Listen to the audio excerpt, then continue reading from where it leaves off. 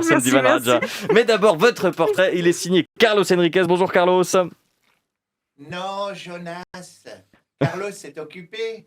Il est en train d'annuler tous ses spectacles du mois prochain. Oh, il y a du boulot, ouais. Salut Sylvia Ekström. Je suis le petit prince de Saint-Exupéry. Je suis sûr que tu m'as déjà vu dans un livre. Hein?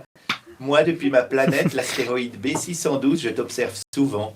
Je vois ton œil bleu au fond de ton télescope qui regarde dans ma direction. Sylvia, tu as vécu 2 vies très différentes l'une de l'autre. Ta première vie commence en Suède, raison pour laquelle ton nom de famille sonne comme celui d'un meuble Ikea. Oh. À 3 ans, tu viens en Suisse. Tu grandis dans la campagne genevoise, sans télévision, en écoutant et jouant uniquement de la musique classique et en étudiant le latin et le grec ancien. Ta première vie est très classique, très 17e siècle. Tu deviens sage-femme, une profession que je t'imagine exercer comme le docteur Becker dans la petite maison dans la prairie, hein, juste un seau d'eau chaude et des linges propres. Puis un jour, à la fin du millénaire dernier, c'est la bascule. C'était écrit, tu es né en 66, si on retourne 66, ça donne 99, et 99, c'est l'année de ta renaissance. Un tsunami émotionnel. Lors d'une soirée d'observation de la comète Hale-Bopp, tu découvres l'astronomie avec des gens passionnés. Ta vie passe du noir et blanc à la haute définition, une naissance à la modernité sous le signe de la science. Tu entreprends des études d'astronomie malgré une scolarité de cancre en physique.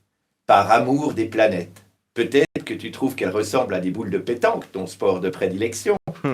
Tu abandonnes la guitare classique pour le violoncelle. Bon, là, le changement n'est pas si radical. Un violoncelle, c'est un peu une guitare qu'on tient à la verticale et qu'on caresse avec un archet. La seule chose qui reste de ton ancienne vie, c'est le chant. Tu as commencé à chanter à 8 ans et tu continues aujourd'hui. Aujourd'hui, tu chantes ? Non mais t'as écouté les recommandations du Conseil fédéral ? C'est interdit de chanter, inconsciente.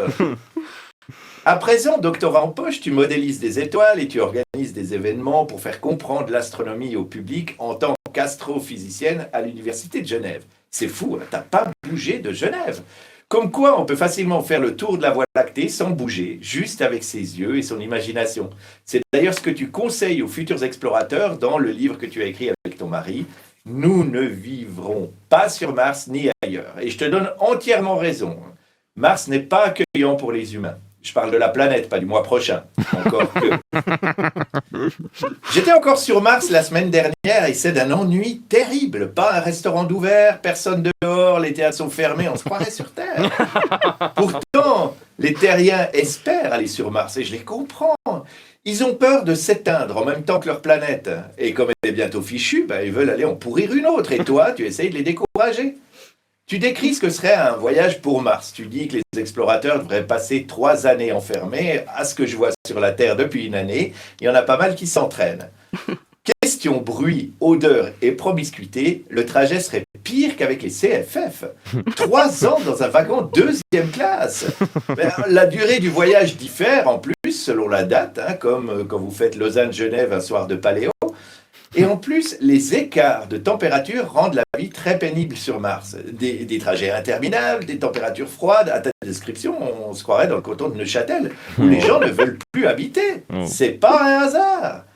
Ton livre porte un message écologiste. Protégeons notre Terre, car Mars n'est pas une planète B. À défaut de visiter Mars, si tu as envie de voyager dans les astres, viens me rendre visite sur l'astéroïde B612. Il y a une rose, oui, mais j'ai encore de la place pour bien accueillir une invitée. Et tu pourras me dessiner un mouton. Merci, petit prince, Carlos Enriquez.